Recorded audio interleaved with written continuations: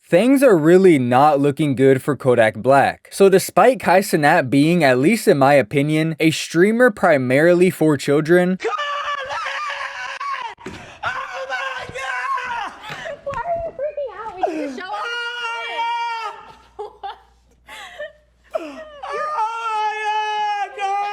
I would go out on a limb and say that the majority of people, at least in the US, know who he is, or have seen a Cenat clip or seen his face somewhere at some point. And I truly believe that him having high-level artists on his stream constantly is a huge reason for that. From having Ice Spice on stream twice, go ahead,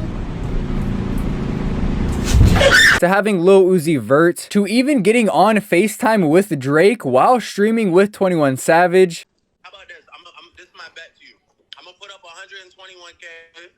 If you win, Cenat has had an insane amount of high-level celebrities on his stream, and I do believe that's why he's as big as he is. So at the start of December, Cenat started doing this thing called the Mafiathon, and I'm not gonna lie, my fucking dumbass thought Kai was about to binge play through all the Mafia games 1 through 3 on stream, and I could not have been more wrong. I guess the Mafiathon is just Kai's way of doing and naming a subathon. So for the next 30 days, Cenat is gonna be streaming 24/7 and having an insane amount of guests come on his stream. And although we're only about a week into the subathon, it's already been absolutely insane. From having Miranda Cosgrove and Lil Uzi Vert on stream. 3, 2. I don't see nothing but a piece of paper. Man, this how they do it. To then getting swatted and actually banned for a little bit on Twitch, the subathon has produced an insane amount of content for it only being a week so far. But there's one guest in particular that really caught a lot of people's attention, and not for a good reason. So a few days ago on November 5th, Cenat would invite Kodak Black over for the stream. And if you don't know who Kodak Black is, he's a rapper, and he was actually the one that was pardoned by Donald Trump back in 2020, right before Donald Trump left office. And when Kodak first got there, everything seemed pretty cool. Although there was a few signs that something might be off with Kodak, he's always been a pretty interesting character, so it was pretty easy to look past it. Oh, chat, what should it be, chat? Hey, so what that is right there? Oh, a spin the wheel?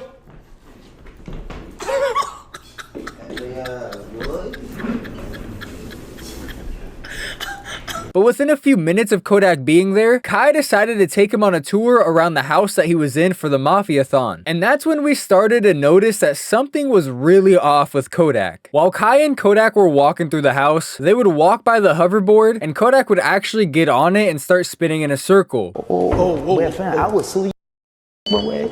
I'd sue the shit out you, my way. Yes, I would.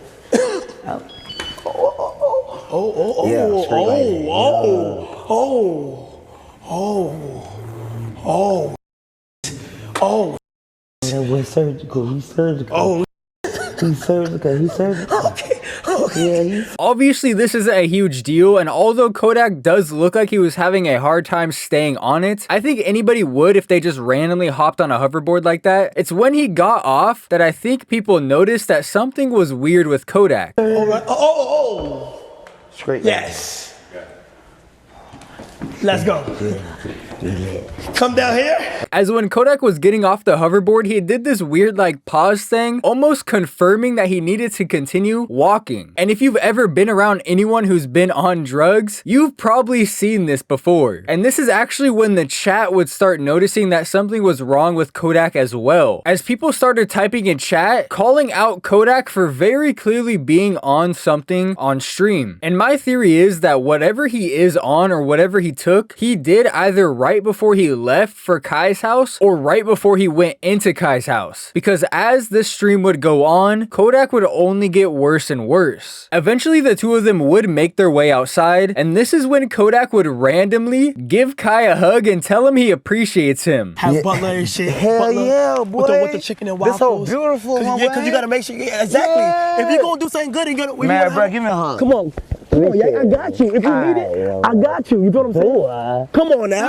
Come on. I Don't see. play no Come on. games, my nigga. She pull up, right? Now, I want you to keep in mind, I'm pretty sure this is the very first time Kodak and Kai have ever met each other. And this is only about 15 or 20 minutes into the stream. So these two haven't even known each other for an hour yet. And Kodak is acting like this. Definitely pretty weird. Also, keep in mind, I'm just showing you some highlights of the stream. But honestly, as the entire stream went on, as they were walking through the house, you could really see the shift in Kodak from when he first entered the house. Bro was just getting weirder and weirder. Oh, no. Oh, shit.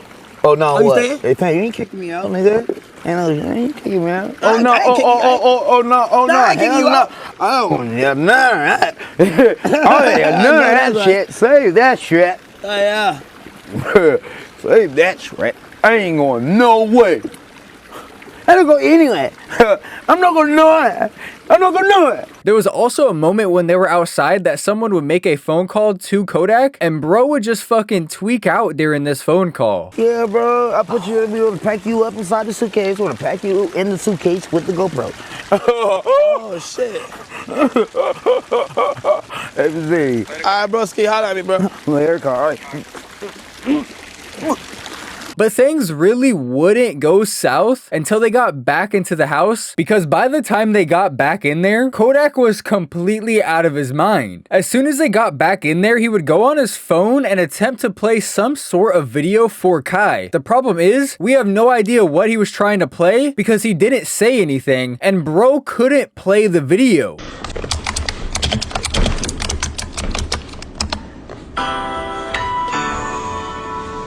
He could barely even stand there and show Kai the phone. And while Kodak is just standing there fucking drooling all over himself, you can see on Kai's face that he knows something is not right with Kodak and he doesn't really know what to do about it. Huh? No. Huh?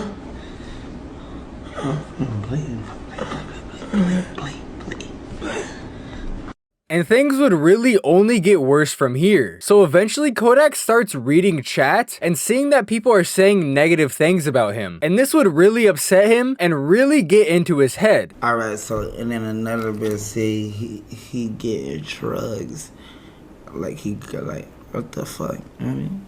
Yo. What's good, Yak? Give him water. Oh, you want water? Hold on, wait. Cause like people like just be saying dumbass shit. Who said that dumbass shit? You just see saying stupid ass shit.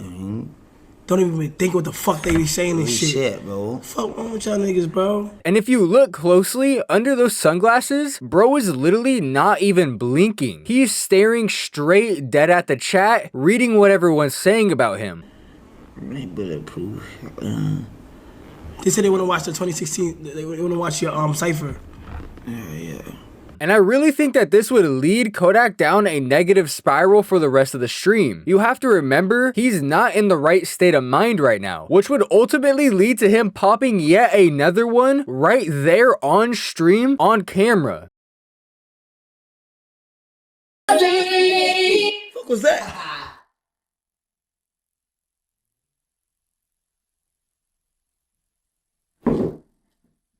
That was a glitch for the Twitch. And at that point, Kodak was completely out of it, and after sitting on the ground for another 10 or so minutes, by the time he did get up, he could barely even speak. And after another tough to watch 15 or 20 minutes went by, Kodak Black would finally leave the stream. I did this one, I not ever okay, when I see you later, okay? Hey. Okay?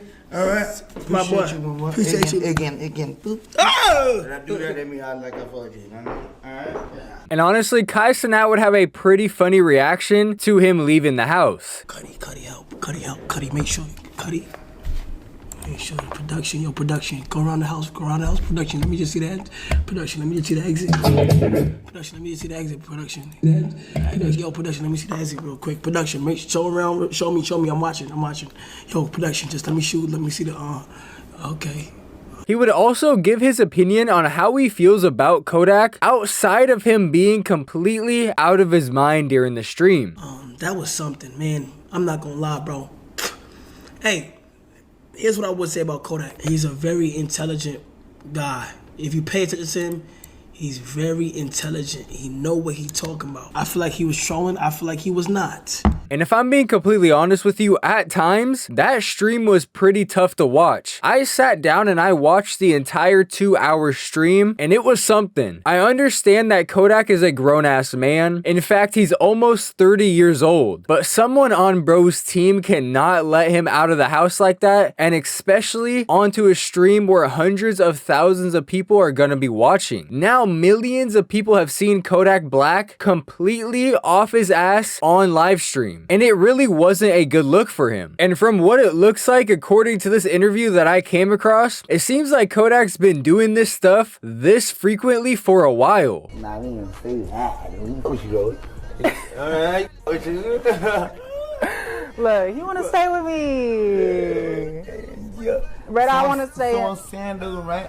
Like how it is to. And it's clearly getting to him. Kodak Black looks old as fuck. I'm not gonna lie, he doesn't look 27. I was thinking bro was like 32 to 35. Honestly, he even looks significantly older than that clip of him dancing on top of the car to Bulletproof, which only came out about 6 months ago, which makes me wonder what exactly has been going on in his life since then. And just from scrolling through the internet for a short time, I'm able to find multiple videos of him clearly not in the right state of mind. How you feeling about it? How you feel about it? That I'm gonna know it. My boy got the yakaroni with that yak and cheese. Come on, man, you heard me. The yakaroni with that yak and cheese. Fuck that tough out. Yakaroni. Which also tells me that the people around him clearly don't care much about him, because not only are they allowing him to do this in the first place, but they're recording him and posting these videos while he's in that state of mind. And it's truly unfortunate to watch. We've seen so many artists lose their life to this exact same situation, having people around them that simply don't care about them and continuing to do the things that are hurting them until they're no longer here. I truly hope Kodak can figure it out. Although he's not one of my favorite artists, a lot of his music really is nostalgic to me, as I used to listen to him all the time in 2017 and 2018 when I was still in high school. I think the obvious takeaway from this video would to be stay away from drugs, boys, because you don't want to end up looking like Kodak. If you want to dabble in the devil's lettuce a little bit, go for it, but other than that, stay away from that shit or you're gonna end up looking like Kodak. With that being said though, boys, that right there is where I'm going to end the video. If you did enjoy this video, don't forget to drop a like on the video and comment down in the comment section. Both of those things help the video out a ton. If you enjoyed my content and you haven't already, don't forget to hit that sub button. We are well on our way to 50K. Right now, my goal is to get there by the end of November, and I know we can do it. As always, thank you all so much for the support on the content. It's hella fucking late right now. I've been grinding out this video late night for you boys, so I'm gonna get out of here. Thank you so much for watching, and I will see you in the next one.